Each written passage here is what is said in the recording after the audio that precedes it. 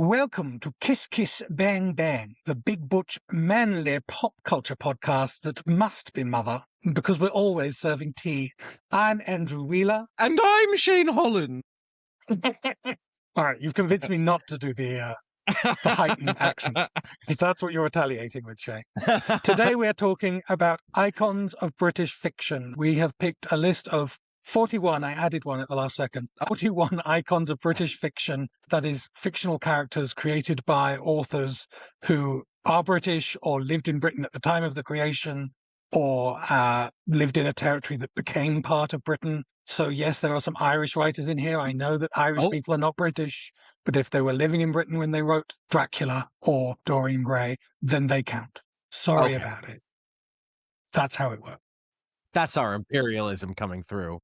That's right. That's right. It's not. Is it my fault both of those books take place partly in England and not in Ireland? I mean, the authors made choices.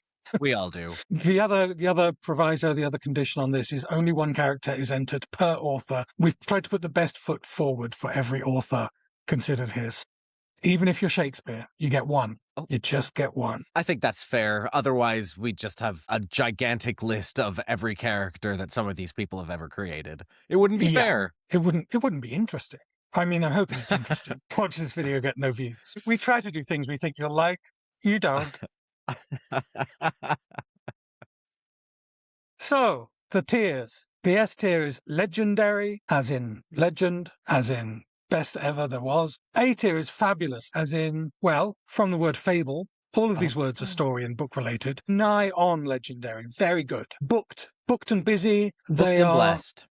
A standard. Booked and blessed, yes. This is certainly part of the canon. Marginal might be part of the canon. And then archival should be deleted from the canon. Wow. Okay. Or at least put into cold storage and not thought about for a long time. There are characters here from multiple media, multiple genres, multiple eras. And we're going to start with a classic, Alice, from Alice in Wonderland, created by Lewis Carroll in 1865. God, sorry, I just got a jump scare. Her face is a little posh. Yes, very high forehead on that girl. Okay. Kind of a Mikey Meeks vibe, actually. She's a theater girly. Mm-hmm. How do I feel about Alice today? Alice is a bit of a nothing character herself. The world is more interesting than the character, and the character is a little overdone, shall we say? Yeah. I don't think I've ever read the books. I've seen the movies. I would call Alice marginal. Wow. I know that the novels have had like such a profound influence on the fantasy genre and children's literature, but I see the character more as a sort of a maitre d' introducing us to more interesting characters, but the other characters aren't as famous as Alice, so it wouldn't make sense to put them on the list in place of her, like the Mad Hatter, the Queen of Hearts, the Cheshire Cat. The Cheshire Cat. I mean, good Lord, what gay doesn't love the Cheshire Cat? There's something screamingly camp and bitchy about that character. Honestly, the whole of Alice in Wonderland is basically falling through a hole into a queer space and just being gagged and gooped the whole time. But that makes Alice the straight man in the story. I would say I would maybe move her up to book because she does stay relevant. Okay. I can go with that. Okay, good. Next up is Aslan. Could I ask you to read the credit for the characters as they come up? Yes, absolutely. Aslan, as created by C.S. Lewis in the 1950 novel The Lion, the Witch, and the Wardrobe. Aslan is God. Titular lion. The titular lion. Yes. Sorry. That's what I meant. Yeah, he pops in about midway through the story to tell the children there is another way. I have read all of the Lion, the Witch, and the Wardrobe novels, or the Chronicles of Narnia. Thank you. To use their Christian name, and I think Christian. I think I enjoyed most of them until I realized that it was trying to indoctrinate me into something. Particularly in that last harrowing, which was beautiful until you realize what's happening. Oh, God, so depressing.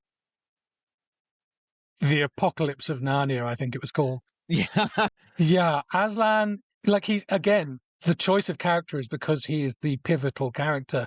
The White Witch might arguably be more interesting. Aslan's not he's not the character that gets the most screen time, but he's the most iconic because, as you said, he's God. Yeah. That's kind of a big deal in British literature. Also, does he go on the Hear Me Out cake, Shane? Is Aslan hot? You know, okay, lot of hot fictional animals in the ethos, in the universe. Aslan has never striked me as one of them. There's something I mean, he's ancient daddy. about him. I guess so. Yeah. But maybe not a hot daddy. He just is daddy with a capital D, you know? Yeah, like respect daddy. Yes. Not in a hot, consensual way. Right. Yeah. God. I think Aslan is also booked. Yeah. Okay. I'm going to agree with that. I was havering, but I think booked is fine. I'm most nervous, let me be honest with you, about the next one on this list. Why would that be? Mr. Bean. Aslan being in booked and then Mr. Bean going somewhere higher than that, I will have an aneurysm. Mr. Bean, Shane. Mr. Bean, as created by Rowan Atkinson and Richard Curtis in the 1990 BBC series Mr. Bean. Mr. Bean. The British clown. I know that this might be controversial. Oh, God. I loved Mr. Bean when it first came on the air, and it was the kind of thing that my family would crowd around the TV to watch and get endless laughter from. The second Mr. Bean movie made me cry. I mean, the first one made me cry. That's why I didn't watch the second one. The second one was good, though. I think Mr. Bean is fabulous. So here's the thing. I would have said archival. I despise Mr. Bean. As a lot of people do. Where do we compromise on this one? I mean, we compromise by listening to me, or we put Mr. Bean in booked below Aslan. Okay, but stipulating below Aslan, I can't believe this. First we have God, and then we have Mr. Bean. The child, the lion, and the bumbling incompetent. The great trinity of middling British literary icons. Lizzie Bennet. Ah, Lizzie Bennet. Elizabeth Bennet, created by Jane Austen in the 1813 novel Pride and Prejudice. And seen on screen, played by every actress who has ever had the weight to have another Pride and Prejudice movie made. Look, Pride and Prejudice, an amazing novel, powerful women with strong viewpoints at a time when we weren't listening to women, because that's changed. I love this character. So I am so happy to put her in the fabulous tier, or higher. Maybe higher. I mean, I think she is such a statement on British society and the observer character. She is known for her wit and she's known for being fully herself. And I think that confidence of that character, especially as you said in the time that she was written, makes her one of the greatest characters in literature, full stop. So I might go higher. I'm fine with legendary. I mean, we wouldn't have Bridget Jones or Bridgerton without her. Yeah, all the bridges. Bridges all of Madison County. Bridget Bardot. Yeah. So true, bestie. Next up is Beowulf. I have read Beowulf in the original Anglo-Saxon. Oh boy. Oh my God. Tell us about Beowulf, Shane. Beowulf, created by an unnamed poet around the 10th century. That's all we know. I mean, Beowulf is the progenitor of all of modern fantasy and science fiction, and also kind of like an original epic involving gods and monsters and men. Yeah. Gotta One say, of the oldest surviving epics in full text. Didn't realize that this was a British creation. Well, it's a Danish king. Beowulf is a Danish character, but the story is set in Denmark. But it was written by an English or an author living in England at the time of its creation, apparently, believedly. It was written in Old English, not in Old Danish. Okay, that makes a lot of sense. Yes. Our second Danish king on the list, I'm presuming. That's true. Wonder who got that bright idea. I mean, God, like, might this also be legendary? It is I mean, literally, but literally. But have I read Beowulf? No, I know the rough story of Beowulf. it doesn't, like, it's not a great fun read by modern standards. I mean, relatively short. The Anglo-Saxon is torturous. I did Anglo-Saxon at university, not for very long. I wasn't good at it. And yeah, it's like, it is a great story. It is great poetry, but it's also like a challenge Okay. to sit down with. I would say, like, I'm a big fan of Grendel's mother in this story, one of the first supreme baddies in fantasy and in fiction. So yeah, you've got Grendel, you've got Grendel's mother, and you've got the dragon. Those are the three monsters that Beowulf fights in this trilogy of stories that are one big poem. And yeah, he is he's the original superhero in many ways. He is one of the, he's what Conan aspires to be. And Conan was made by an American, so he's not on this list, but Beowulf is. He is fabulous, at least, yeah. I'm comfortable with fabulous. Speaking of huge monsters, Ooh. Big Brother is watching everyone all the time.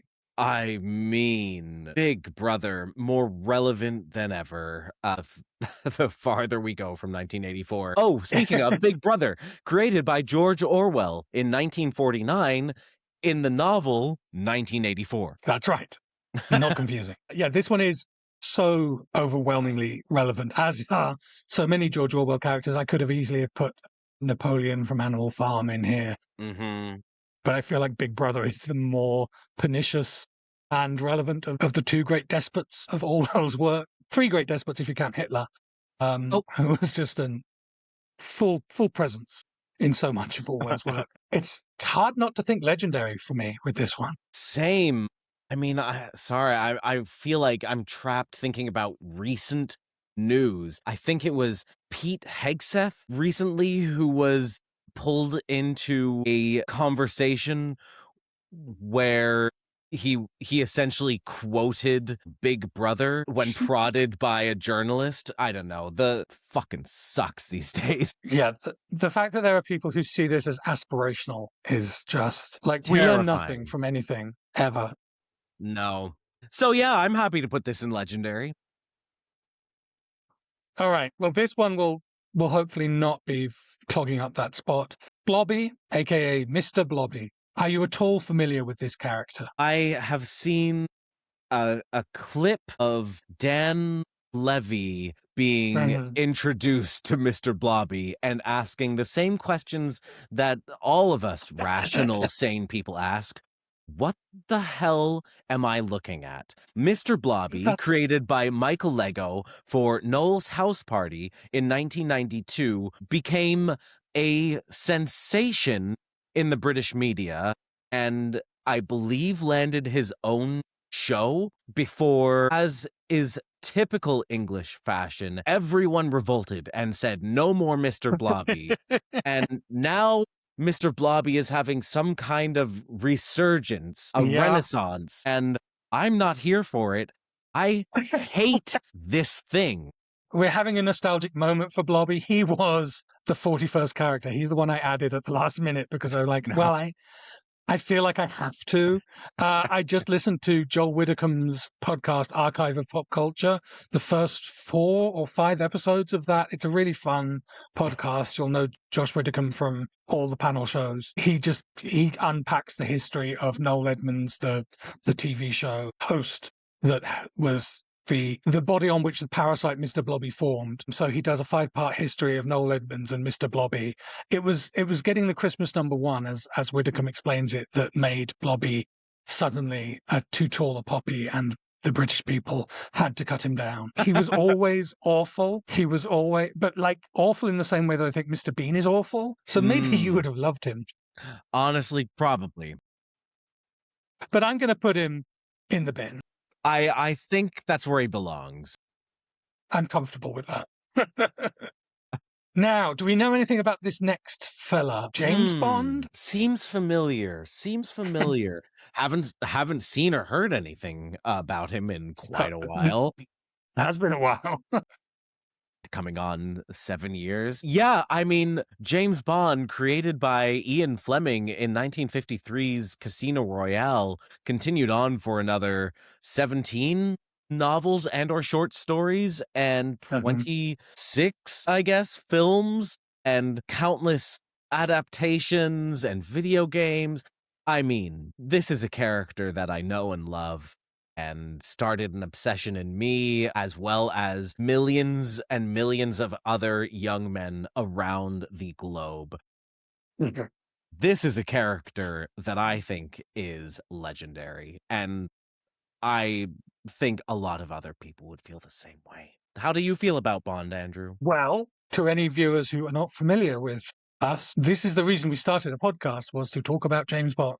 And we have since diversified our output, but James Bond, it always still comes back to him. And if they ever make another James Bond movie, we'll be covering it very excitedly. But they probably won't. Detail. They only spent like $10 billion or something to get that franchise. So why even bother making a movie now, you know? Hearts are broken. But James Bond is still a legend and like the longest running like movie franchise now, I think, or certainly up there. So Wow. if, again, they make another one. Which they may.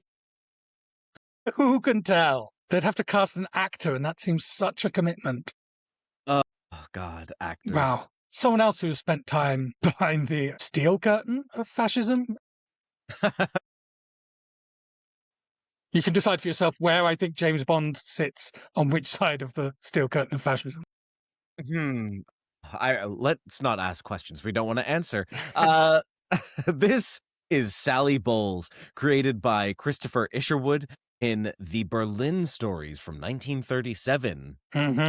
What a time to be alive. It just feels like it could be today, almost.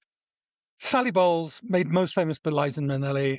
I forget the name of this actor, but this is the actor who first played Sally Bowles on stage, which is why she doesn't look quite the way we imagine the character. She looked very happy. Liza Minnelli. Yes, that's an issue. Liza Minnelli has become so completely this character. Technically, this is a character that was created, I think, in Germany and is American, but was created by a British person, so they still make the list. That counts. And Sally Bowles, kind of definitively fabulous, but also definitively abject moral failure, which is the nature of fabulousness, you know?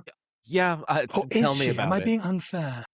I mean, yes and no, right? Like Sally Bowles was a survivor, is what I would say. Not, you do what it takes to keep yourself alive, and Sally Bowles did that. I guess she is the originator of the glamour cockroach idea that I'm so attached to. Yes, I see that. I would be happy to put Sally Bowles in the fabulous tier. I think she and Beowulf would get on real great. Damn, I didn't realize that she wasn't based on a real person. I've got to be honest.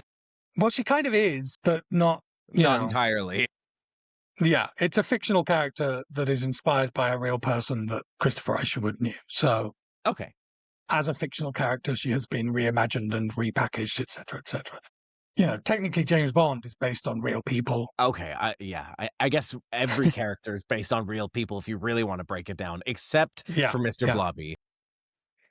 And maybe Lara Croft. I don't know that anyone has ever had this small of a ribcage and this large pair of boobs. Lara Croft, created by Toby Gard in the 1996 PlayStation video game Tomb Raider. Now, this is, I think, the only video game character that made it into the list, in large part because the British just don't have a lot of iconic video game characters. A list of American or Japanese fictional characters, I think, would be swimming in video game characters. Yes. However, I think Lara Croft stands the test of time. Like, this is a character who fascinates us, and not just because of her body, I want to say, but it's not the appeal for you, surely. No, definitely.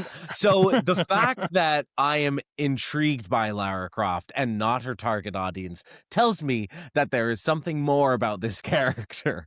She is the female Indiana Jones, and she really kicks ass and is capable. She has a mysterious background. She's just overall intriguing. And am I going to put Lara Croft in the fabulous tier or books? What are you thinking? She is. I don't know her narrative particularly well. You say mysterious backstory, I say maybe a little underwritten. Mm.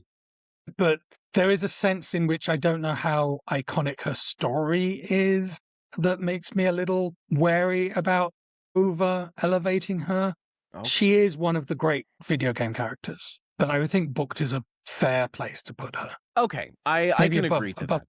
Yes, Everyone goes above Bean in that category. in your eyes. Well, we'll see. We'll see. Okay, next up is Robinson Crusoe. Robinson Crusoe, created by Daniel Defoe in the 1719 titular novel. I've never read it. I've seen films. I've seen a film. He's, the iconic stranded man that has become a popular motif that's been revisited consistently, if not like extensively over the years. Like we love to do that story from Castaway to The Gilligan's Martian. Island. Yeah. Swiss Family Robinson. Yes. You did not make the cut for this list, I'm sorry. Because one Castaway is enough. And honestly, kind of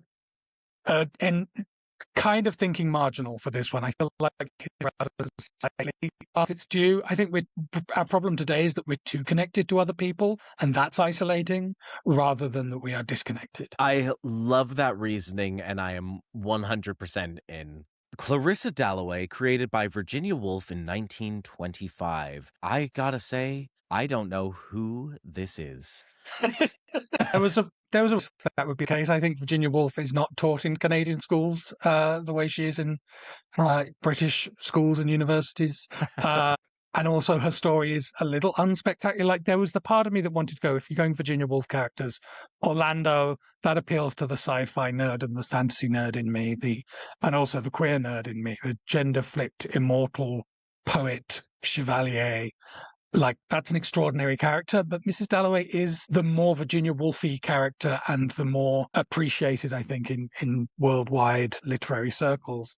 Her story is about going out to buy some flowers for a party that she is hosting that evening.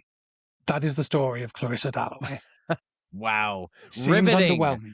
Yeah. But that's the twist, that's the trick, you see. It is a riveting tale. It's a tale that takes in all things. It's similar a bit to the chapter of James Joyce's Ulysses that's all about the wife just sort of having extended narrative in her head while she's asleep. Anyway, I'm showing off my English degree here. Mrs. Dalloway is maybe all the will in the world. She still gets movies made about her, but she's maybe marginal this now to like mainstream society. I am going to have to take your word for it. I'm sorry, but you are, yes. I'm sorry, what? Who's on what? This is the Doctor from 1963, Doctor Who, created by Sidney Newman. Now, who isn't aware of Doctor Who, I would say, in the way that, like, I didn't know whoever that last person was. I think I know who the Doctor is. And I've seen some Doctor Who. I am not a Whovian or whatever those people call themselves. I'd have to ask our friend Levi. Yes, Whovian. Oof, such a horrible fandom. Fandonym? Yeah, I've coined something there. It is he, she, they are the flagship bearer, the sort of the Captain Kirk of British science fiction. And it's much has been written about what that says about the relative cultures, the US and the UK cultures, that their leading characters are like the lead explorer on an armed ship for the US, and this sort of lone eccentric literally at some points pinballing around the universe, asking questions and helping people and refusing to carry a gun. So yeah, It is a very British character. Sorry, did you want to do a little diatribe there? Don't let me stop. I mean, I just really like Star Trek and Captain Kirk, and it sounded really derogatory. But no, I get it. I get it. I wish that Spock were the flag bearer for US sci-fi, but I don't think he is. I think it's Kirk. Yeah, no, you're right. The Doctor, like James Bond, currently in a weird hiatus where we do not know who the next person to carry the flame will be. I've heard rumors that it might be Will Sharp, in which case I will just fall over dead. Really? Wow. That sounds like some backlash to the last Doctor, if you know what I'm saying. Well, he's still a person of color, but yeah, Mhm. very different. Yeah, but I think Different vibe, less more serious. associated with queerness than Yes. I mean, Will Sharp's very associated with queerness in my mind, just because of the thoughts that he makes me think. Yeah. But I guess that doesn't count for the culture. Anyway, the Doctor, he's a legend. He's kind of a legend, whether you like him or not. Like, everyone knows who Doctor Who is. Yeah. If we end up with a very heavy top layer this time, it's because of the choice of subject matter, but we will try to be discriminating where we can be. I don't know how possible that is going to be with our next choice. Especially with this choice. This is Dracula, Count Dracula, created by Bram Stoker in the 1897 novel Count Dracula. Vampires will always be huge. They are a reliable seller of books, of movies, of TV shows, and Dracula will always be the vampire, even though he wasn't the first. He was the most popular, and they were making fan fiction about him while Bram Stoker's widow was still alive. She sued Nosferatu for being Dracula fanfic. So that gives you an idea of how indelible his cultural influence and impact is. And how indelible that fan fiction is. Yes, that's big budget fan fiction. Big budget. Whole movie. I love this novel, and it's riveting and interesting, and there are so many different viewpoints in it. I feel like it's written like a series of letters written from one character to the next. Mhm. And the character of Count Dracula is never the point of view character, but looms so large. Yeah. And the adaptations obviously are incredible. I mean, I think this is another. Is he fabulous or is he legendary?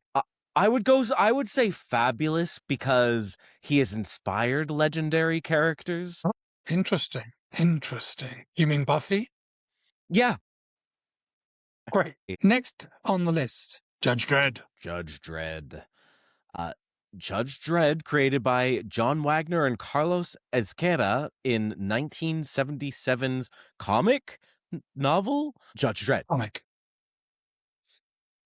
He is a comic book character. He, again, if this were an American fictional characters list, and maybe we'll do that one day, the comic book characters would be heavily represented. Here they are relatively scarce, and that's even if you include like children's illustrated fiction, which is sort of adjacent. Dredd, what do you know about Dredd? What do you know about Dredd? What? God, let me tell you, brother. Look, I'm not what very do you know about the American police state and fascism? Now that is something I can tell you a lot about. And that is about the extent of what I know about Judge Dredd, is that it's a diatribe on fascism and the extraordinary powers that we've given to police, right? Yes. And yet he is sometimes presented as a heroic character because we don't understand fiction. Fundamentally, he seems cool and therefore he is Sylvester the Stallone, hero. yeah. Sylvester Stallone or Carl Urban in the much superior Dredd movie. And I think there's another one coming up. I don't know who's playing him there, but yeah, he's scraped his way into more cultural relevance as a work, but also he is, I mean, I'm saying worldwide, like in the UK, he is an icon. Worldwide, I feel like the movies have elevated him considerably, but also he is more relevant than ever because we literally have police with tanks now. Yeah. And that's insane. And yet that is the reality that this character foresaw. And boy, did I not think it was going to be accurate. But here we are. Yeah, the super soldier himself. I mean, because he is a character on the rise in terms of cultural importance, I would say booked feels correct. I think that's about right. Given the competition, booked is, You're still high in the culture. The top three categories, I think, are all culturally relevant. It's only when you get to the bottom two that it sort of drops off a cliff. And you wanted to put Mr. Bean in archival. Yeah, what a shock. All right, here's another character that I care very little about. Frodo Baggins. Oh, wow. Okay. I read The Hobbit in school, by which I mean it was read to me in school. So I know more about Bilbo than Frodo, and that's about it. I haven't watched all the films. Take it away, Shane. Who's Frodo? Oh my god, I am shocked to hear this. Frodo Baggins, created by J.R.R. Tolkien in 1954's The Lord of the Rings, is an iconic hobbit. Frodo is the ring bearer. Frodo is... Like at a wedding? Yes. If the wedding were a world war and the ring were a nuclear bomb. Right. Preach, sister. Frodo is a brave, ordinary little person who is tasked with greatness and, spoiler alert, fails in his task. And I think that makes him the most human character in fantasy fiction. I love the story of The Lord of the Rings.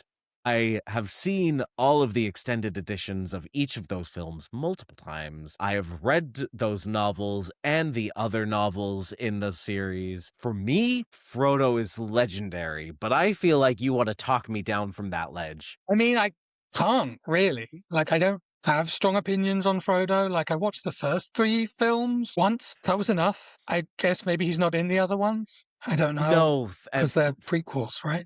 Okay, I mean, the prequels suck. There's no doubt about that. That's what I've heard. Yeah. Why would I watch those? No. But I didn't particularly like the Lord of the Rings films, so I would have said maybe move him down to Fabulous just because of my disdain, but that's harsh, right? No. What's his sword called? Does he have a cool sword? It's called Sting, and it's a short sword, and it glows blue when there are orcs nearby. Fun, that's cute. Yeah, and yeah, okay, I'm fine with Fabulous. High Fabulous, above Dracula or below Dracula? Let's say below Dracula. Because we're really saying, like, the Fabulous tier is really good. We just had to break the top down a little bit. Yeah, absolutely. From one queer icon to another, I have no idea how people feel about Frodo. There's a very strong queer reading of... Yes, exactly. Yeah. This is Dorian Gray. As created by Oscar Wilde in, it says in 1980s, the portrait of Dorian Gray. That can't be right. I'm going to say 1890s, the picture of Dorian Gray. That's more plausible. I don't know, though. The 80s was a vapid age where, it was all about appearance and style over substance, and that is this man. So maybe he was created in the 80s, and we just have a long memory of him. Also, he is a queer character through and cultural relevance. Yeah. Yeah, I mean, this is the definition of a fabulous character, particularly the way that, beauty fades is such a strong theme in this novel and in life. It fades? Don't look at the picture behind me, but yes, it does. That's a kitchen island, Shay. Yeah, I think Fabulous just feels like the right vibe, and maybe he should be next to Sally Bowles, and they can have a debauched affair. I'd love to see that party. See that party. I mean, I think you have not seen attend that party. See that just party. Staring through the window like Scott Hunter at a pub. Just like, I could have been in there. And speaking of sad things to say, Hamlet, Prince of Denmark, King of Misery. Created by William Shakespeare around 1599. Yeah, dark character. Brooding, somehow not very sexy. But yet played by so many sexy men. Sexy straight men. Don't forget Kenneth Branagh. Yes, of course. Everyone wants to be Hamlet, but no one wants to be the mother. So true. Now I know what my first tattoo is going to say. I mean, God, I don't know. What do you say about a character that everyone knows? Is he legendary? I think maybe Hamlet is legendary. Like, as the sole representation of Shakespeare's work in here, can we not, is there a possible way to not put him in legendary? I don't think there is. And also he is, as you said, he's dramatically the role everyone wants to play. And we've all played Hamlet a little bit in our lives. We've all done To Be or Not to Be. I don't know if I'm unusual in having sat down and thought about how I would play the lines to make them distinct from every time I've heard the lines played, but I'm sure all theatre gays have had that thought process at some point. I was literally going to say, if you haven't thought about how you would make it different, then are you a theatre gay? Yeah, honestly. We should just get everyone to record their To Be or Not to Be's and make a supercut. To be or not to be? Sorry. You've got the job. Thank you. Staying on a depressed note. Oh, God. On a surly, broody men note. This is Heathcliff, created by Emily Bronte in 1947's Wuthering Heights. Was it really 1947? Can't be. 1847, surely. Thank you. I don't know who wrote these years on this thing. It's ridiculous. Honest. Was this AI? Was this AI generated information? Oh, God. God, what have I done? You don't need to change the document now. No one's going to see that. What? What do you mean? I just need to make sure. Tap. 47. Yes. Do you want me to start over? No, we're keeping all of this in. Okay, great. Okay. I've never read Heathcliff. I know the song by Kate Bush. Fair.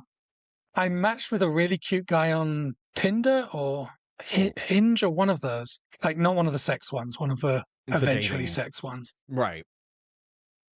And he told me that Wuthering Heights was his favorite novel, and I think I stopped answering his posts at that point. It's so teenage girl writing about a bad boy, kind of rich gothic nonsense. I can see why people love it, actually. I think there's a lot to love about it.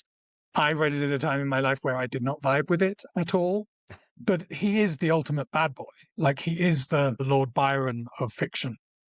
Oh, I see. And hopefully he is a person of colour, depending on how he's depicted. Not if he's depicted by Jacob Elordi, but he's at the very least supposed to be Romani, I think. So, yeah, I like that about him. Mm-hmm. Although it's maybe not the best representation because he's a psychopath. Yeah, like where does the young woman writing about the bad boy she wishes she could fall in love with, where does the coining of that trope fit on our list? I mean, it's something that will be made forever. If you're not pining after a bad boy, are you alive? That's why so many straight men aren't alive. That's right. That was the problem. That war. Oh, yeah. I guess when it's that bad, that is the natural end of that line of events. I mean, Fabulous feels right. Yeah. Now he's joining the parties with Bowles and Gray, and it seems like it's really going to go off the rails. It's taken a dark turn, this party, and someone brought out a bag of something, and no one's really sure what it is, but we're all going to do it anyway. Yeah. What did Heathcliff cut it with? That's the question I would be asking.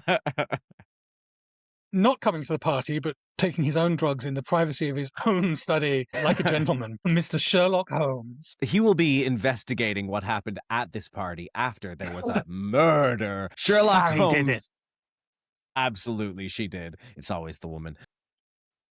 Sherlock Holmes was created by Sir Arthur Conan Doyle in 1887's A Study of Scarlet, and then many more novels and short stories. This is another character. I've enjoyed a lot of Sherlock Holmes, but he's one of your go-tos, I feel like. This is another character I am very familiar with, having read every single Arthur Conan Doyle Sherlock story, many of which are terrible, but many of which are fantastic. I think, is this a legendary for me? This is one of those characters where I feel like universally known, if you say Sherlock Holmes, people have that representation in their mind of who that is. I think it's hard to argue with Sherlock Holmes being legendary. It helps that he's been in public domain for a little while now. Yes, true. Just shuffle these boys a little bit. Yeah. Not that the order naturally matters, but it can. I do like that Elizabeth Bennet is above Hamlet. Yes. Every actor wants to play one of these two roles, you know? Fair. but I know which one I think has the cuter outfits. Yeah, Holmes absolutely is just, I mean, the fact that we just did an episode about the Young Sherlock TV show. There will be another Sherlock Holmes along in any minute. There was a Watson procedural on, I think, CBS, who had previously done the Elementary procedural. Lucy Liu. So, yeah, it's crazy how rich that vein is, but we will always be telling this story. Who doesn't love the People's Detective? Equally popular reinvention character, someone who is always having a movie or TV show made about him, Robin Hood, riding through the glen. Robin Hood, with his band of men. Okay, we're men. We're men in tights. That's the musical Robin Hood that I know. Created by an unknown author prior to the 14th century. Yeah. Not a great background for someone who we all know and love. I mean, he's also a bit of a bad boy. What does it say about me that when we would play Robin Hood, first of all, what does it say about me that we would play Robin Hood in the playground when I was a kid? Is that weird? Though there was a TV show. It makes perfect sense. Sure. I always wanted to be Will Scarlet. And that is the fayest thing I could possibly have wanted at the age of like 6, 7, 8. Like, I was very young and I wanted to be Will Scarlet, the one person running around the forest in red, playing a lute. Well, anyway, I wanted to play Little John. The bear.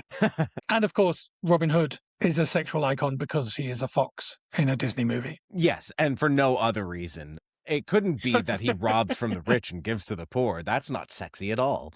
Boy, that's timely. God, we need a Robin Hood right now. We need a Robin Hood. They keep trying to remake Robin Hood and getting it to catch on. I feel like a series just came out or is coming out, like a very gritty Game of Thrones-esque Robin Hood. Yeah. Did it already come out? The first season came out. The second season is in production. I tried to watch the first episode and found it very slow. I think Sean Bean is in it, which is how you know it's trying to be a Game of Thrones.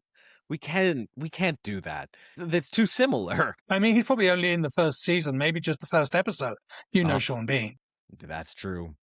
Gonna die. God, the legendary category is going to be like overflowing. Crowded. Yeah, but and we didn't even let Dracula in. Or Frodo Baggins.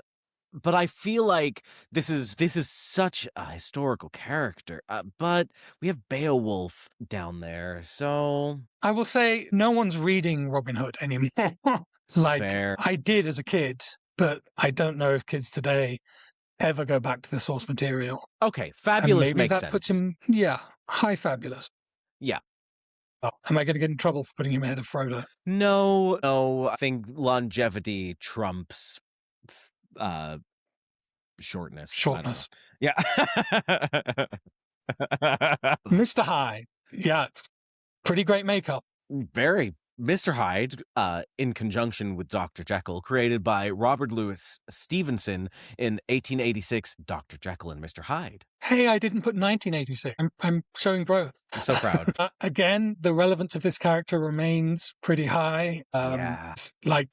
Still things are being made like The Substance, which echo back to Jekyll and Hyde, that sort of refilters this idea through sort of the influencer sphere of today and through beauty rather than violence, but considers beauty to be violence. You know, this is an incredibly relevant character, but also one that we don't go back to the source much with. And when we do, it's always a reinvention of the text. It's always like, what's my take on Jekyll and Hyde? Right. Is it going to be there was a movie that was like Dr. Jekyll and Mrs. Hyde or Miss Hyde. I think Sean Young played the female version. I need to find out, did this film exist or did I just dream it in a lucid state? Would love the trans storytelling of Dr. Jekyll and Mrs. Hyde, except that sounds horrible. And violence would be done against trans people because of this. Yeah, there's no way that a 90s movie about gender non-conforming monsters was cool. Yeah. I don't know, is he fabulous? Is he booked? I mean, he's kind of fabulous, right? But Yeah, maybe he's at least as fabulous as Heathcliff, maybe. yeah, no, Uh-oh.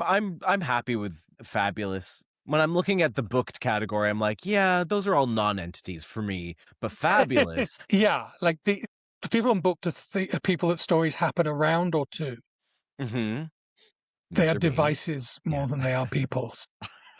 You keep Whereas all of these hovering are over the bean face. archetypes. I'm sorry. It's just, it gets me every time. It's creepy and crazy. That and that. That Yeah, and that. it's the That same. What's and the that. difference between these two pictures? And now another man staring strangely at you. It's Jeeves.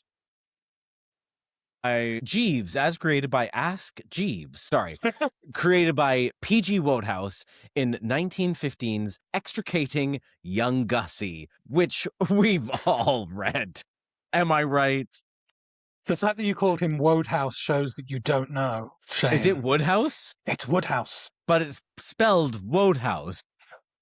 It's an English name. Well, They're so rarely pronounced the way they're spelled. that's on them. I had to take the O-U-G-H out of my name so people could pronounce it better, you know? I'm not going to tell you where it was. Jeeves is perhaps less relevant today than he has been. I think maybe the only work you know is the play that we watched during the pandemic, the musical, that was very bad, that was part of the free. Devil Take the Hindmost? No, it was called By Jeeves, I think. Oh my God, was I conscious Maybe you for slept that? through that one. I don't know. Maybe I worked through that one. But also, I feel like I did see that because it's something at the back of my head is like, remember this, remember this. So you never accidentally watch it again. It was very boring. Best known adaptation of Jeeves is Jeeves and Wooster, a TV show that ran in the 80s, I think, in which Stephen Fry played Jeeves and Hugh Laurie played Bertie Wooster, his man. Jeeves is a butler. He fixes problems in Bertie Wooster's life, particularly problems involving dalliances with young ladies, but also other social awkwardness. The idea of a sort of butler fixer character is appealing to have in your life, but is also so dated that I think it's really struggles to find relevance with us today. These days, you're more likely to make a movie about an AI house trying to kill you than a movie about a butler trying to help you. That's much more relevant. I dare say this is maybe marginal. Maybe marginal I'm going to say because marginal. the idea of having a butler is, you know, aspirational for some, not for me, but for some. I used to aspire to be a butler. I don't Honestly, know. It seemed cooler in probably a good gig. And if the person you're butling for is sexy, then I can imagine some scenarios. There you go. Check out our A World of Their Own. What's it called? Yeah. Check out our fanfiction page for more on that. I really thought you were going to Marple. go, check out our next hot young thing. Yeah. Check her out. I might be gay. Miss Jane Marple, created by Agatha Christie in the 1927 novel The Tuesday Night Club. Not to be confused with the Thursday Murder Club, though there's a relationship there. Yeah. I'm familiar with Agatha Christie novels and works, but I don't know if I've ever seen a Miss Marple, even though I know the character and what she's all about. I mean, this is such a staple, like, watch it with your mum show. I can't believe that your mum hasn't sat down to watch Miss Marple and you've been in the room bored out of your skull, but, you know. I think you answered the question. Yeah. I'm going to go watch a Star Trek, mummy. Oh, you grew up in a 2-television household, of course. Yeah. Well, I'm a 90s kid. I'm a baby. We just had the wireless and we would have to kick it to turn it on. Miss Marple, the original lady detective, maybe not the original, certainly the most iconic old lady detective. Poirot could have easily have taken this spot as well. They both manifest through Benoit Blanc today. Mm-hmm. But Miss Marple also is like Jennifer Fletcher is in there. Jessica Fletcher? Elspeth. Did I say the wrong Fletcher? Jessica Fletcher would be the one that we're familiar with. Murder, She Wrote. Right. Yes. Yes. I think Elspeth is a similar, like the busybody detective. Mm. It endures, but Miss Marple herself, yeah, I don't know that there's ever been a really successful. Like, why doesn't she come to the film the way Poirot does? Like, it's not like there have been a ton of Poirot movies, but there have been multiple iterations of Poirot on the big screen.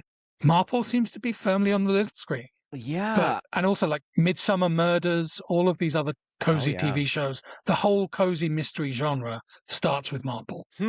I mean, that's good news for her because I think it puts her in the booked category as opposed to marginal. But yeah, I imagine there's a lot of factors why she stays on the small screen, least of all being that she's a woman and Poirot's a man.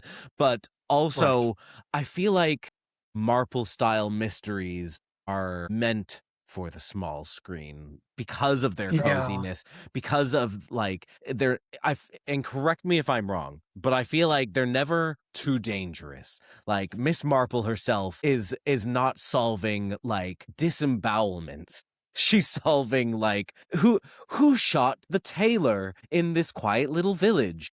Yeah. I don't think it's ever like a serial killer. Yeah. Which, I don't think was beyond Christie's imagination. No.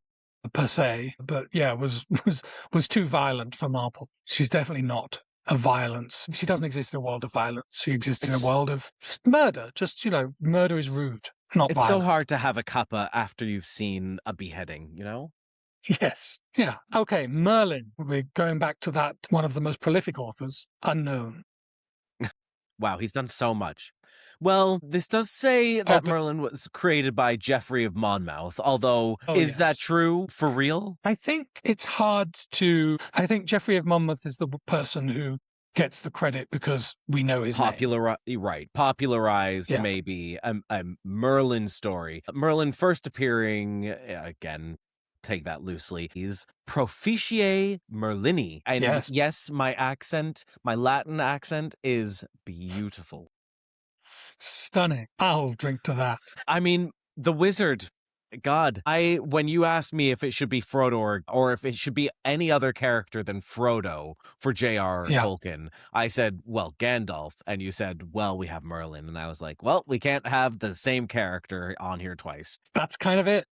Yeah. Like Merlin really does endure through Gandalf and through at least one other popular wizard character in a franchise we're not talking about. You can't think of who that might be, so let's just move past that. Yeah, I think I imagined that.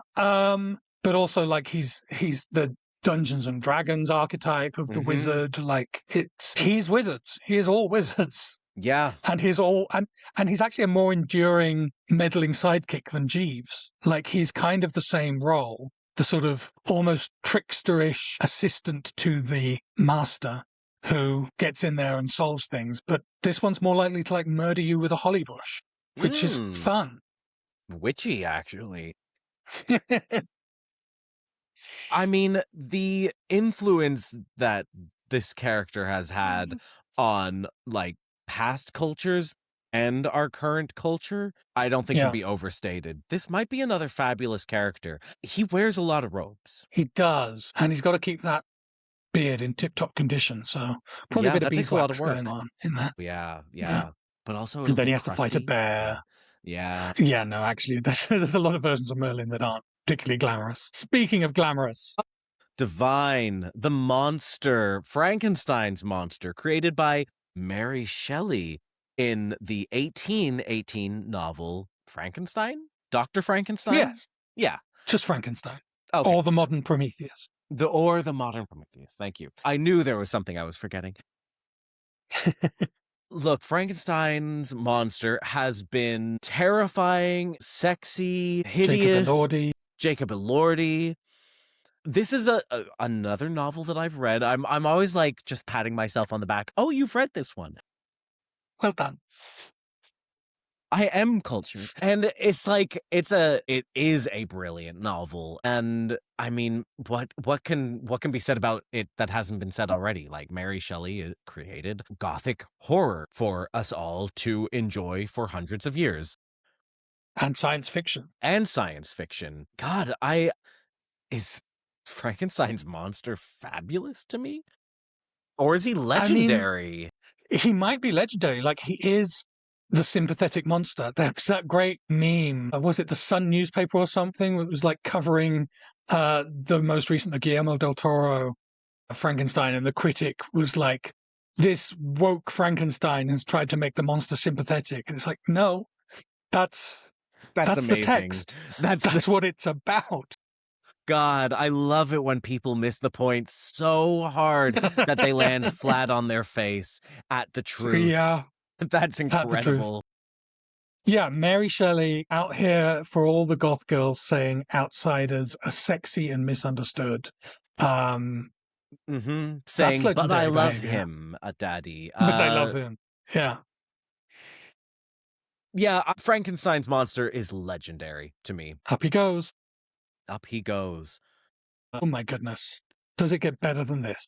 Does it truly? Paddington Bear, this adorable little creature, was created by Michael Bond in 1958's The Adventures of Paddington Bear. Paddington, of course, an immigrant story like Superman. So we love that. Has recently had a huge surge in popularity thanks to the Paddington movies. I still haven't watched the third one. I really need to watch the third one. Neither have I. Oh, movie. And then I need to rewatch the second one. And then maybe I'll watch the first one again. Sounds good to me. And doing it in reverse order. Why don't we just do 1, 2, 3? That would make sense too. I grew up on Paddington. I once even got to meet Michael Hordern, who was the narrator of the animated Paddington. Wow. Because I think I've mentioned before, he was dating, or his mistress was my mum's best friend from their school days. It's a whole thing. Anyway, I got to meet Michael Hordern. I loved Paddington. I love marmalade sandwiches. I almost can't judge this one because I'm just so fond of him. He's such a nice person. He's so nice. He's so decent. Nice. We should all be aiming to be Paddingtons in our own lives. I also grew up with Paddington. The fact that you and I both grew up with Paddington, like nearly 100 years apart, tells you how important this character is to culture. I see you learned nothing.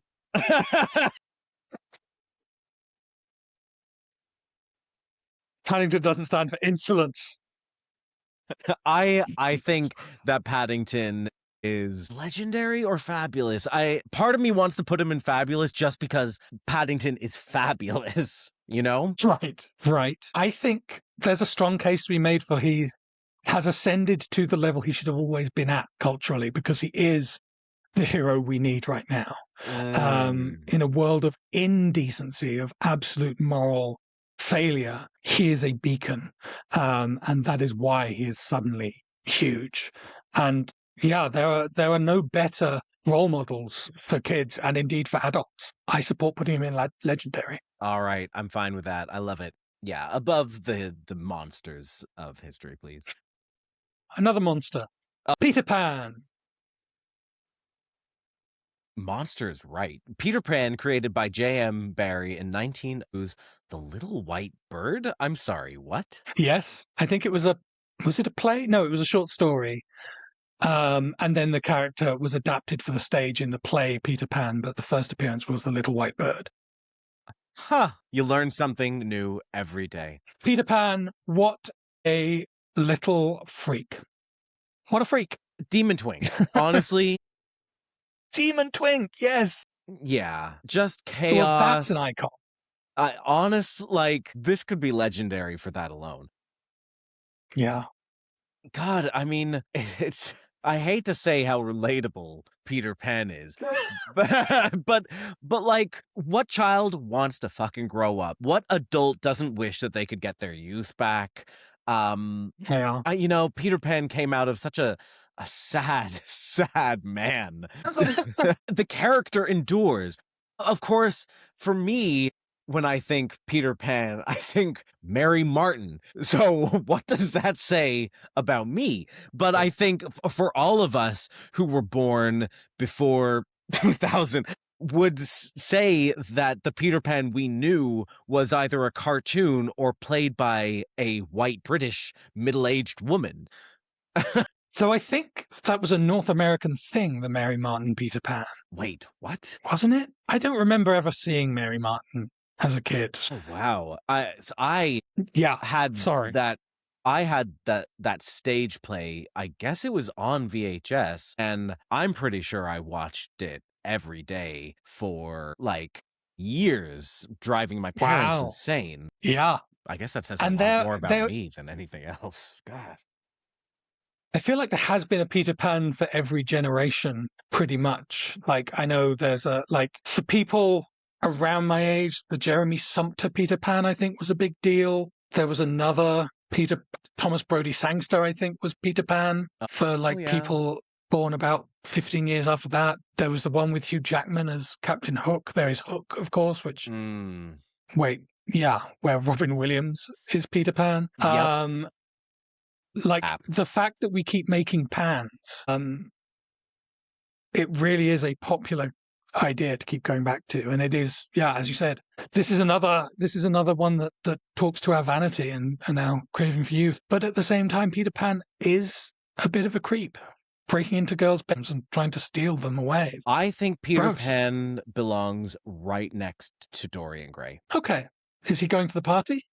He's absolutely. He's underage. He is the underage twink that snuck into the party, and we cannot speak anymore about what's happening at that party. And now we know where the bag of powder came from, because this character canonically carries a bag of powder. God damn. We're all gonna fly! Yeah, jump out the window, Wendy, jump out the window. Boy, bring your dog.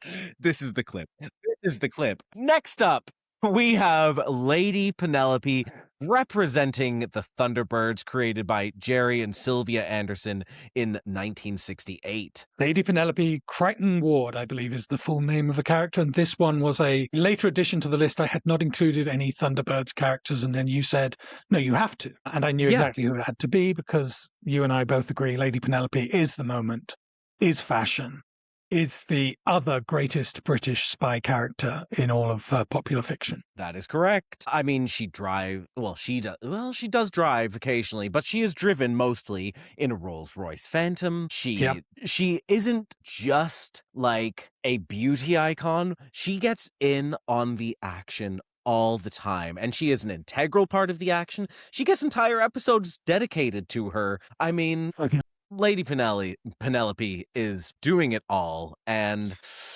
I mean, FAB, baby, I think Lady Penelope is fabulous. You're right. She's already staked her claim to the role. I feel like she's too good for the party. Maybe there's information there that she needs. I think she's there early, and she gets what she needs like pretty easily, because everyone is hopped up on flying powder. And she says, oh no. No. And Parker, then she calls Child Protective Services. All right, not at the party. Definitely Peter Rabbit. Not. Well, maybe on a platter. Or on a stole around someone's neck. Lady Penelope. Oh my. Another Peter Rabbit, created by Beatrix Potter, 1902. What were the Beatrix Potter novels called? Novel is quite a strong phrase. Okay. Children's stories. Yeah, I feel like they should have a name. Or are they just like, did I just have a collection of the Beatrix Potter novels? Yes, like the Beatrix Potter Library or something, probably. Yeah, probably. Okay, so I had that. And I had that. And every child who had a British parent had that. I'm pretty sure. Yeah, I think probably I still have it somewhere. I don't know if children today still get given Beatrix Potter, but probably they do, because it's something you would give to someone when they have a baby, rather than something a parent would buy themselves. So the Tale of Peter Rabbit, Flopsy, Mopsy and Cottontail, all of these classics. That I have no memory of what happens in any of them. I mean, there's a farmer, there's probably a carrot. Yeah, I mean, the farmer is trying to kill Peter Rabbit. It's kind of scary. Yeah, that sounds right. Yeah. And Peter escapes every time, right? Oh, God, I hope. I don't think he's Bugs Bunny. I think he's naughty. He's disobedient. He disobeys his mum and goes into the garden and tries to get a rabbit from Farmer McGregor. There we go. I'm piecing it together. One of the great monsters of history. Yes. And Potter's therein, monster. I guess, lies the appeal of these stories. It's that sort of bucolic English idyll the manicured garden, the farmed, the tilled land. The English wilderness does not exist. In England, the vision is always of the perfectly kept land, and this is the little chaos goblin that disrupts it. But we're on his side the whole time. I mean, I don't know him, but I love him. He's cute. I mean, so look at that face. Cute. His little jacket. He's a bit of an icon. God. But, okay. But Fabulous is looking so heavy. Is Peter, like, above Alice in Booked? Yeah, that's a really close call. Above Aslan, maybe just below. Yeah. Yeah, maybe that's as good a place. Nope, the system says he goes above. All right, well, the system knows what it needs, I guess. Computer says no. Sorry, I forgot to put any Little Britain characters in this because I refused to. Anyway. Next up, people might be shocked to discover this is not an American character. Winnie the Pooh. I am actually shocked. I love Winnie the Pooh. Winnie the Pooh, created by A.A. Milne and E.H. Shepard, 1926. God, how much Winnie the Pooh did I see as a child? More than I saw Peter Rabbit or Peter Pan or Alice in Wonderland. Yeah, and he's the character that invented Winnie the Poohing, when you walk around without any trousers on. And that's iconic and fabulous and something that's happening a lot at that party. No. But yes, this is a rare case where the creator listed includes the writer and the artist. Saunders is the artist. A lot of these characters have iconic drawings of them. John Tenniel's Alice, for example, is as famous, but that was the illustrator coming in later, whereas I think A.A. Milne and E.H. Shepard share credit for a reason. I think the art and the story came together from the get-go. And the character hasn't changed. I mean, look at that profile. Like, he ends up wearing a shirt, but otherwise, that's the same Winnie the Pooh. Just wants that honey, and he's going to get stuck in a tree for it. No. Yeah, I mean, he's a relatable character. Is he up there with Paddington? For me, no, not quite. I think because he's been sort of Americanized so much to the point that people think he's an American character, like the Disneyfication is a little egregious with Pooh. I love the reading of Winnie the Pooh that says that he and his friends are all like different versions of the spectrum. Like they're all people with different conditions. And it's sort of like a perfect introduction for kids into how people are different. I don't know if that was intentional, but it certainly comes through. And I remain drawn to Tiggers, even though they annoy the hell out of me my entire life as an eel. Sorry about it. I'm also like Kanga Rising and Owl. What's the other one called? Sun in Eel, Moon in Owl, Kanga Rising. I'm not about to undertake a mental health reading myself. I've done enough of that. Okay, I am fine with Wee Pooh Bear being, is he fabulous or is he booked? Booked is good company to be in. I wouldn't say he's marginal for sure. You know what? I think booked is the right place for Pooh Bear. And I think you're right. The fact that I didn't realize he was a British character says a lot about what's happened to the character over the years. Now, Mary Poppins. Things that I've seen 100,000 times. I love the character Mary Poppins, created by P.L. Travers in 1926. That movie is one of my favorite films. I just love the idea of a woman coming down from the sky in an umbrella to fix people's lives and then leaving just the way she came. Yeah, Poppins is a witch. Poppins is a maybe like Galadriel reborn. Like there is something so fabulous about this character, and she is a trickster again. I hadn't even realized how many times this recurs in British fiction, but the helper trickster character that is Jeeves, that is Merlin, like I think Poppins might be my favorite version of that archetype. Agreed. There's something very like Celtic about that idea of a trickster helper, like a mischievous deity that causes chaos, but for good. Yeah. And the Poppins version of it, like, Jeeves is very much about propriety. Poppins is that times 10, that she makes it seem like she is perfectly blended into society in her role as the person you don't look at, but she's all the time subverting. She's all the time saying, well, that's improper and we shouldn't do that, and then doing something insane, which, what's not to love? Honestly, I think Poppins might be legendary for me. I think I would go there too. I should say, for anyone who's watched Saving Mr. Banks, Eel Travers, yes, is Australian, but she was living in the UK when she created Poppins, and Poppins, of course, is just quintessentially British in that way. Mm-hmm. And also, Saving Mr. Banks is a great film because it has Colin Farrell playing Eel Travers' hot dad. Yeah. And we love a hot daddy Colin Farrell. Well, that movie made me weep.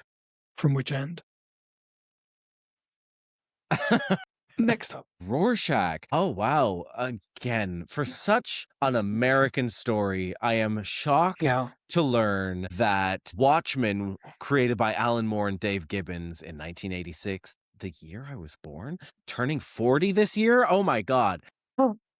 I can't believe that I didn't realize that it was an English tale. Yeah, I mean, both Rorschach and Dredd, the two pure comic book characters on here, are both commentary on America in that most American art form, the comic book, by British authors, although Carlos Esquerra, I think, is Spanish. But yes, Gibbons and Moore are both British authors, and this is... The British view on America has been a pressing concern for some time, shall we say. Yeah. I wonder why. I wonder why. And this guy is so relevant right now because he is the ultimate toxic male who is accidentally elevated to heroic status, like Walter White type character, where it's like, no, you're not supposed to like him. You're not supposed to be on his side. He's awful. Yet, God, when that movie came out and everyone wanted to be Rorschach that Halloween, it's like, wow, I'll miss the point. I should have wanted to be Malin Akerman. Oh. Right? That's all I ever want. This is tough. I love that graphic novel. It's so good. It holds up so well. And it's riveting from front to back, but I hate this character, and I know that's what was intended. That's tough. It's tough, but too relevant to ignore. I think at least booked and above absolutely. Dredd. Yeah, that makes sense for me too. We'll put him in there. He can hang out with Lara and Pooh. Oh no, poor Pooh. I'm going to put him the other side of Aslan so that God can protect him. This is a little firewall. Now, this one I'm intrigued to know if you have any familiarity with at all. Our third bear. Rupert the Bear. I mean, look, I am the son of an English woman. I do have a reference to Rupert the Bear, created by Herbert Turtell in 1920. I'm sure that I had a little Rupert Bear stuffed bear, I think. Or am I like, am I imagining that? No, I'm sure I did. I mean, look, he's got style. I think he has more fun than Winnie the Pooh, but maybe not as much adventure as Paddington. Yes. And that's about as far as my memory serves. It should be mentioned, by the way, Herbert Turtell created Paddington. Mary Turtell is the person best known, I think, for their work on the character.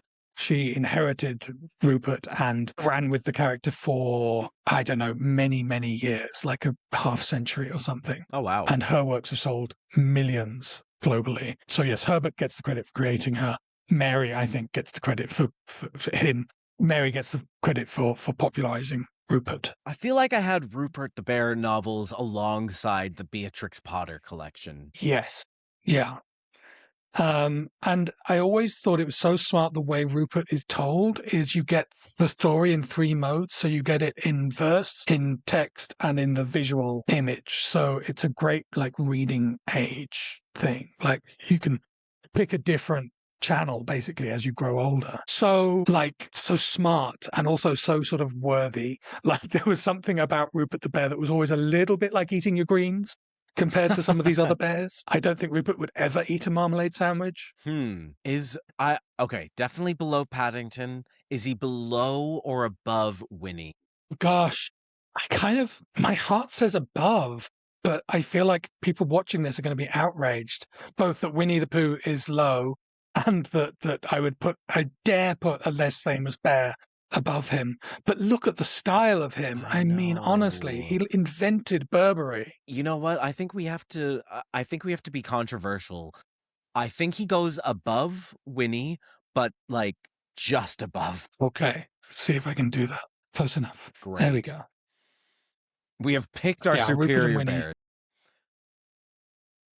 No, it was always going to be Paddington. Tonight, 3 bears will visit you and teach you about the value of marmalade. And honey. It's Ebenezer Scrooge. Beautiful. Scrooge, created by Charles Dickens, in A Christmas Carol. Great novel, great stage play, great films, great character, redemption. I mean, talk about a character getting reinvented over and over again. This has got to be one of the most, just rediscovered characters. Every year, it feels like there's a new Scrooge. Yeah, I mean, for me, it will always be Michael Caine.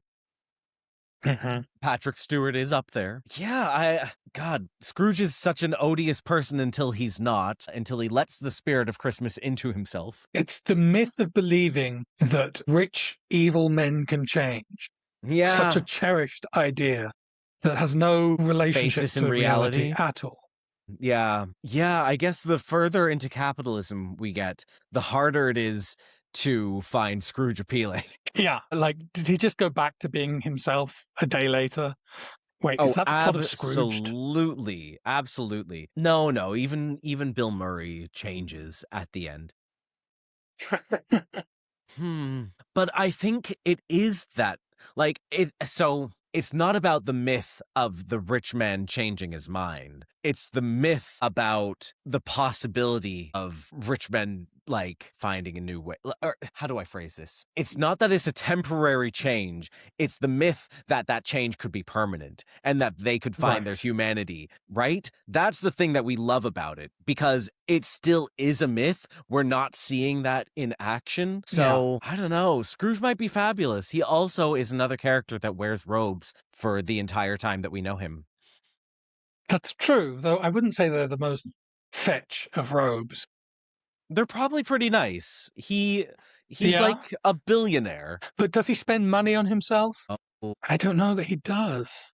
He doesn't enjoy being alive. That's the problem with so many billionaires. They're just constantly trying to fill the hole in their soul that comes from not being a real person, just being a monstrous void. Great, fabulous it is. Yeah, we're coming up on hour 2. I think it's time to make some quick decisions. We'll step it up a little bit. Tell me about George Smiley, Shane. George Smiley was created by Jean Le Carré in 1961's Call for the Dead. He is the classic British spy besides that other one, I dare say. Male spy.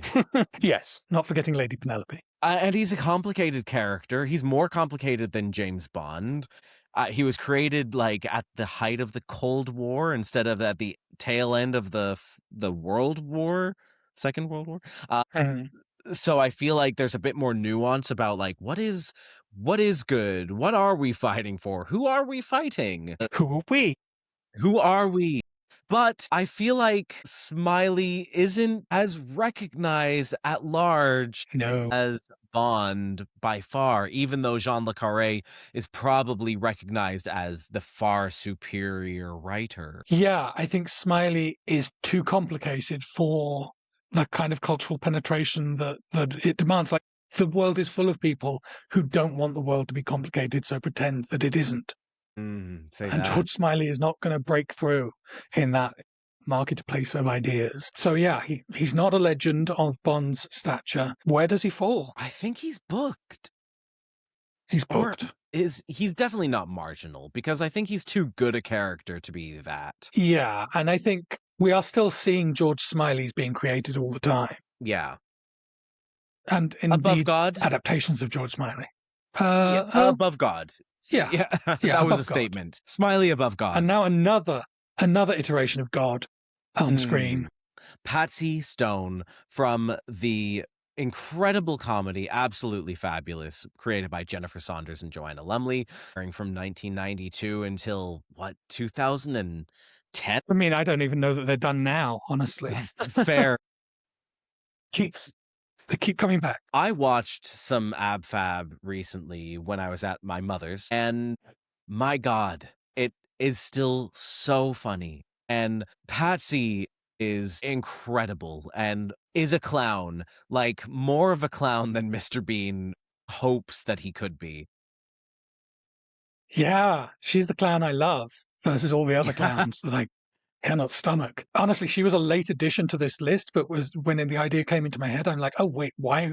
How could I have ever not included Patsy Stone? She is the icon in the moment, and I actually think absolutely fabulous. Maybe because I've grown older, but I think it's funnier now than it was when I was a kid. When I was a kid, I was laughing at that being stupid, but now it's laughing with tears of recognition in my eyes. Yeah, real tears. Yeah, I think Patsy Stone might be legendary for me. That might be like giving her too much power, but that's exactly what she would want. Let's give it to her.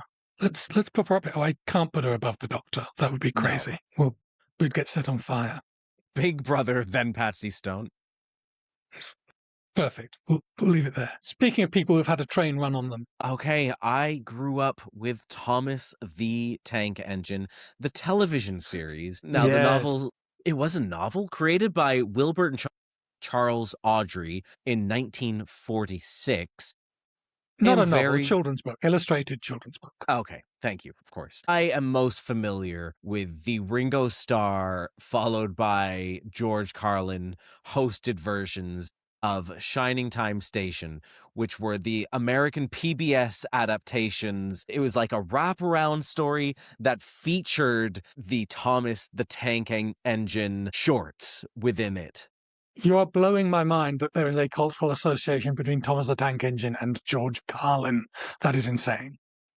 I can't believe that I'm revealing this to you. It was Ringo Starr was already a stretch, culturally speaking. But wow. Yeah, I'm going to say in the late 80s, early 90s, Ringo Starr appeared in the first season of Shining Time Station, and then George Carlin took over for him in either the second or third season for another 2 seasons. Maybe I'm overextending. I mean, I was a child. Maybe it was actually 30 episodes you were a child, and 30 episodes. A child watching George Carlin. I mean, I'm going to call Child Protective Services. Can you imagine how much it blew that child's mind when he first saw George Carlin's stand-up? Wow, what a time. What a revelation. Yeah, we do not have that association. I never liked Thomas the Tank Engine, the animation. It always felt a little creepy to me. What did you say the show was called? Starlight? Shining Sleepy? Time Station. Shining Time. That sounds like a creepypasta. Like a half-remembered childhood nightmare. And that is kind of how I feel about Thomas the Tank Engine. It's creepy. It was about these people who worked at a train station, and Ringo Starr / George Carlin were Mr. Conductor. They were right? Or was Mr. Conductor the character Fat Controller? Okay, Mr. Conductor was their character, and they were this miniature-sized person who lived inside the building and appeared in a puff of magic and told everyone a Thomas the Tank Engine story about presumably the trains that lived at this state. I don't know. It's beginning to become a blur. But yes, this is therapy services. 988 suicide hotline. Look, it was great for a 3 to 5 year old, and yes, I recognize that those animations are very crude by today's standards. From marionations, weren't they? Yeah, those eyes that went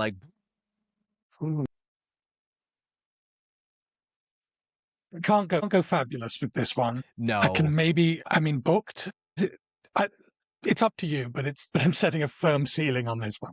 Okay, you can put it at the bottom of booked. I will allow that. Only 3 more to go. We're almost there. I said we should speed it up, and then I did a diatribe about a show. So Mr. Toad was created by Kenneth Grahame in 1908 in The Wind in the Willows. I think I didn't appreciate him much as a kid because he was so obnoxious. Mm-hmm. But now I'm like, no, this is a rational response to society. This is who I've become. An eccentric. Yeah. Yeah. It's a good thing I can't drive because I would be tootling around in a little town tourer, causing all kinds of trouble and driving into ponds. And I would be happy to do it. Mm-hmm.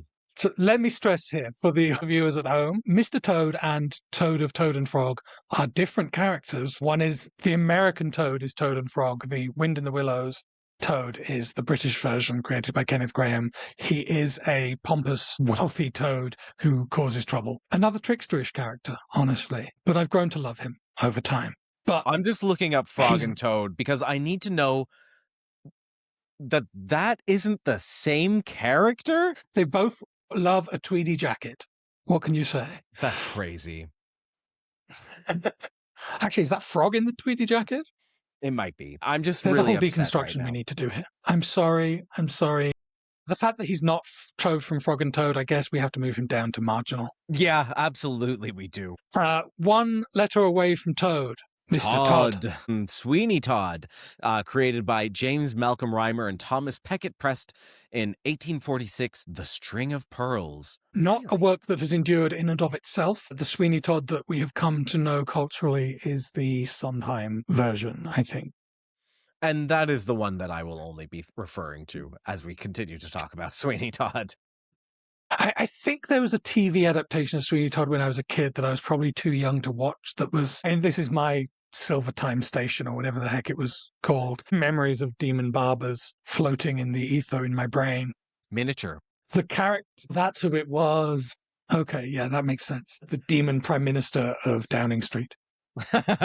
Sweeney Todd is... But I think Sweeney Todd exists outside of any particular cultural work as well. Just the idea of this socially conscious murderer, this psychopath who doesn't turn people into pies, but certainly aids and abets the cooking process. Like a sous chef, kind of. Yes. He's kind of a dark Robin Hood in a way. It's that vibe, yeah. Are we mad? Are we just living in this age and it's turned us mad? I mean... Are we defending the character of Sweeney Todd? I think we are.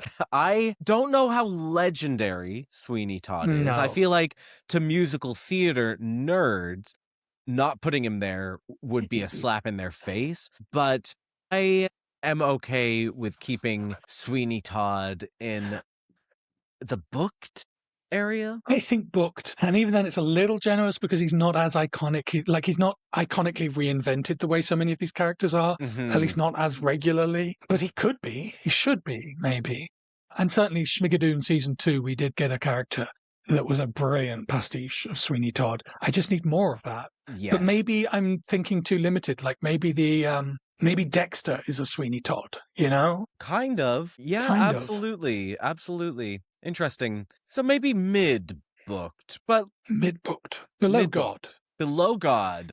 Above Rorschach. Perfect. And now, finally, we come to the end with Mr. William H. Wonka.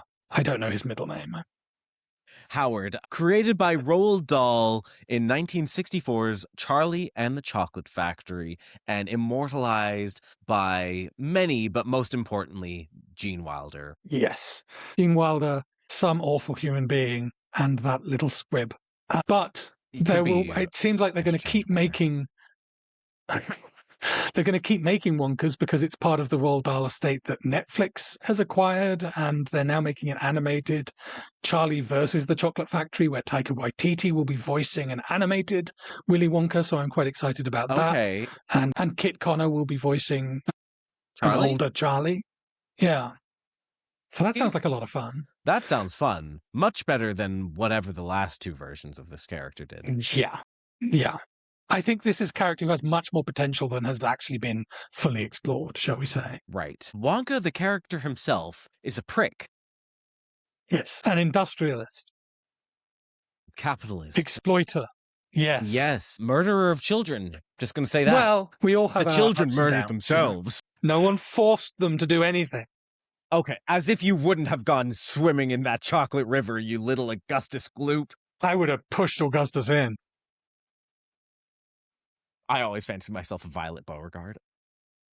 Yeah. I mean, I was an angelic blonde Charlie, so, what can you do? Yeah, right. I'm actually much more of a Mike TV, mostly because I sat in front of the TV all fucking day long and still do. Yeah. Here we are today. Wouldn't be doing this if it weren't for me doing that. So, That's true. That's true. Take that, Mom.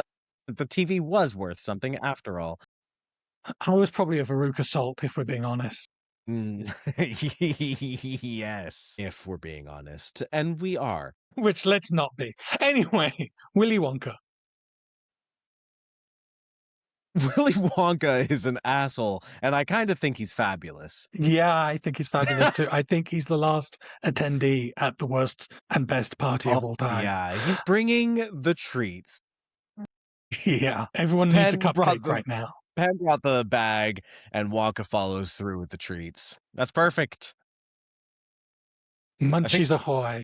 We almost need a new tier just for the party. Well, it maybe starts with Lady Penelope, but she leaves early. But Sally and Dorian and Peter and Willy and, wait, what is his first name? Mr. and Heathcliff are all going to be at the party. Scrooge, I don't know, is at the party. Maybe he visits it in a dreamlike outside state. the party going, shut the up. Yes, he's lodging a complaint with the police about the noise, which honestly, fair enough. I hate noisy parties after midnight. I can't believe Patsy's not at the party, but I'm sorry. She's off on her own party. Yeah, she is a party. She doesn't need this other party. She's got the stolly in one hand and a cigarette in the other, and she's having a great time being a Bond girl and an Avenger. That's right. Well, that brings us to the end of an insane episode that went way longer than I thought it would. Oh my God, 2 hours. I had plans. Well, cancel them. We're doing the American list now. No! Let us know who we left out, who we placed too low, who we placed too high, who should be at the party. I mean, did we get anyone wrong there? Like some people maybe going to be late attendees. Let us know who you think would go in the US version of this and the Japanese version. I would be curious to know about. Yes. Is there a Canadian version?